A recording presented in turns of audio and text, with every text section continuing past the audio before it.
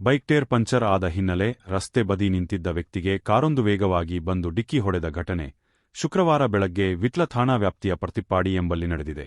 ಗಾಯಗೊಂಡವರನ್ನು ಕುಟ್ಟಮುಗೇರಿನ ಪ್ರಗತಿ ಸ್ವೀಟ್ಸ್ ಬೇಕರಿಯ ಮಾಲಕ ಜಗನ್ನಾಥ ಶೆಟ್ಟಿಗಾರ್ ಎಂದು ಗುರುತಿಸಲಾಗಿದೆ.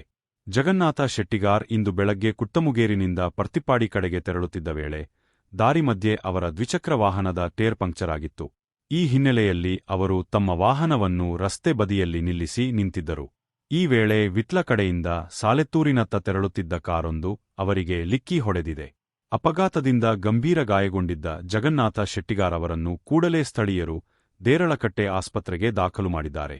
ಅವರ ಸ್ಥಿತಿ ಚಿಂತಾಜನಕವಾಗಿದೆ ಎಂದು ತಿಳಿದು ಬಂದಿದೆ. ಘಟನಾ ಸ್ಥಳಕ್ಕೆ ವಿಟ್ಲ ಠಾಣಾ ಪೊಲೀಸರು ತೆರಳಿ ಮಾಹಿತಿ ಸಂಗ್ರಹಿಸಿದ್ದಾರೆ.